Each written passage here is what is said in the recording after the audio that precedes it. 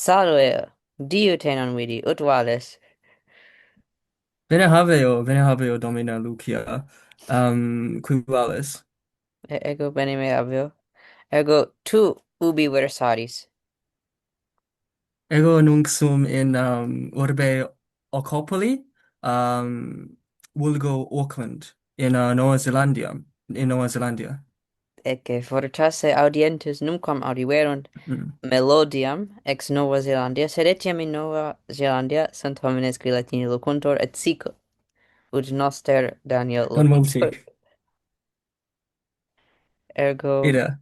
Gratias tibi, Lucia. Sed, non multi hic sunt in Nova Zelandia. In mea urbe quidem sunt tres locutores. Ego numeror apud quos meus amicus est alter. Ille est prae clarissimus et studet biologiae. Sed tertia locutor est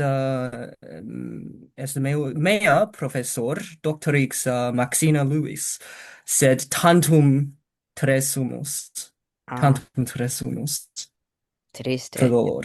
triste aditu. Ergo Mm. docendi sunt plures, nonne?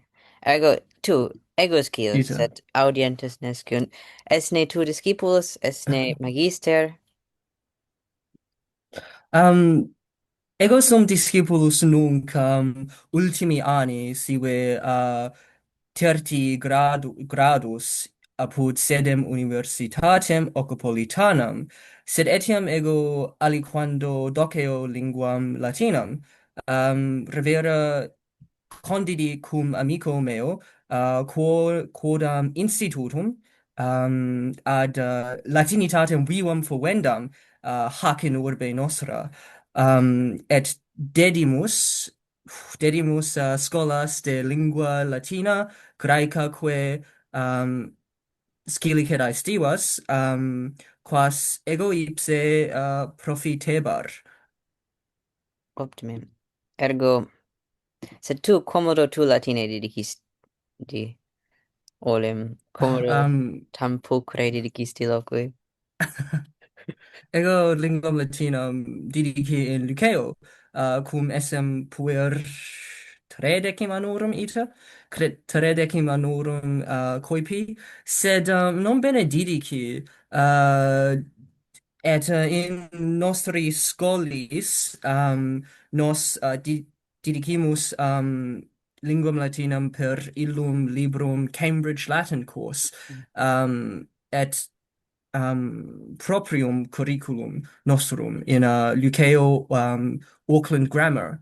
Um, Sed poste ego factus sum discipulus academiae vivari novi, Oh. ut ego credo vos auditores scire. Mm. Ergo ita, sed eras satis juvenis, non eras inter discipulos juniores illi gilo anno, nonne? Meo anno, meo anno qui fuit and meo in meo anno eram unissimus udire credo. Est Parvis, recte, recte nescum. recte ego dixi superlatium. Fortasse vos dicere Nasce minimos, minimos fortasse, bene. ide minimus ego natu eram illo anno degi annum durantem Romae in academia vivari novi et no cum essem sedecim annorum ita, sed poste reveni in Novum Zelandium ut Lyceum perficerem et pericula subirem, Mhm. sed nunc annis transitis quator transitis hic sum in universitate. Mhm. Ergo Bene, iter longissimum fecis non ad linguam discendam, ita. ergo lingua latina est aliquius menti tibi, cor putas esse linguam latinam discendam, omnibus fortasse, aliis certe, multis. Mm. Quia lingua latina est quibus animi, revera. Uh, Possumus per linguam latinam, per hanc clavem, penetrare litteras, penetrare mores antiquorum, possumus invenire exempla in illis litteris, exempla vivendi, ita, sicut Achilleus, sicut Seneca, sicut omnes viri fortes et philosophi. Um, et dico quidem Achilleum, quia post tantam iram, post tantum furorem, potuit deponere iram, ita, et um, redere corpus Hectoris patri, patri priamo, nonne? Et hoc ego semper credo esse, um, cum dicam, maximi momenti esse summa humanitatis, esse maxime discendum. Iter, Sunt revera haec exempla sunt necessaria et vitam bonam degendam itis etiam nunc temporis. discimus vivere litteris, nonne? Discimus Mhm, medios vivere, medios nascere litteris hoc verum itas, ergo hac de causa docis, nonne? Ut ita flores mhm. possumus legere. Ita. Et tu quando docis, cum docis, quibus libris cum discipulis tyranibus uti soles? Credo scire. O scio, sed cor placet tibi. Est liber familia romana, ita editus illo doctissimo viro Hans Orberg, quia ego didici, ego ipse didici linguam latinam per viam et rationem qui nomen Anglicae grammar translation method, nonne?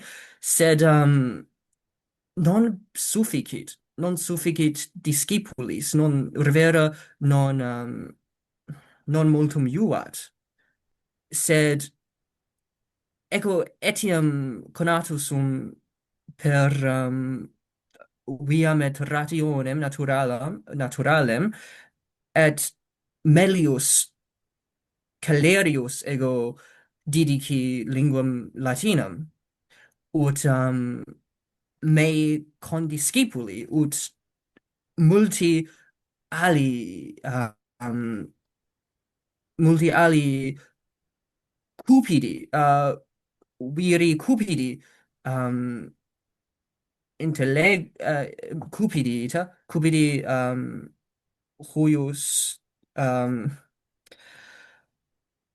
optimae linguae. Ita, ita.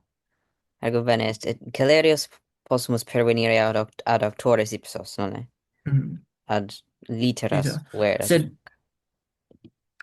Sed etiam nos possumus condere quendam locum ida in mente propter propter librum familiam Romanam et hic locus potes nos et propter hoc locum possumus cogitare possumus loqui, ita. Ergo et melius intellegere auctores melius intellegere alios locutores, alios discipulos linguae latinae. Ergo hacte causa foveo et commendo punct librum. Ita est ita quae sic possumus loqui et legere et est sic lingua latina fit vinculum ligamen inter nos et antiquos et inter nos et homines ex omnis omnibus terris, nonne totius mundi. Sane, sane. Est Certe est vinculum. ita bene. Mm. Si quis Latine bene discere cupit, quid suades, quid est faciendum, quid Mm. pulsas? Primum primum ego credo maximi momenti esse invenire bonum magistrum sive bonum magistrum sive bonum magistram ut Luciam sed hoc maximi momenti est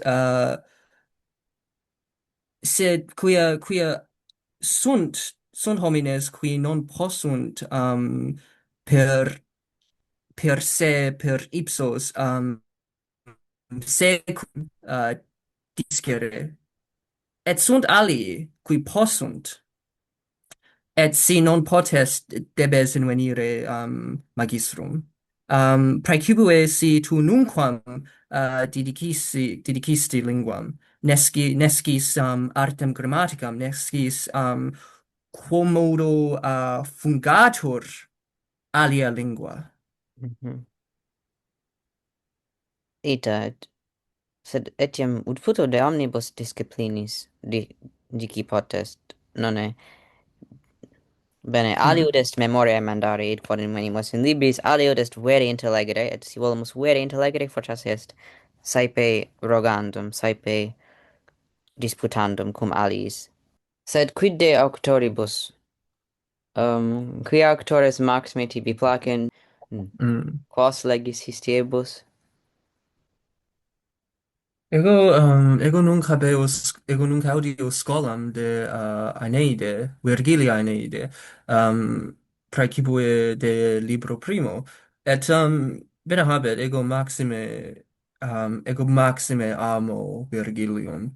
Ratio est praedilectum. Ego dico Virgilium esse praedilectum, sed noli dicere alis, noli dicere alis, sed plus ego plus lego Horati, Saevius legis Horatium, quam Virgilium? Oh! ita, ita. Mm. Sed Et ego difficilius, dico me esse Virgilianum. sed difficiliora sunt carmina Horati, Sunde? nonne? Nonne sunt? Hisce diebus nescio.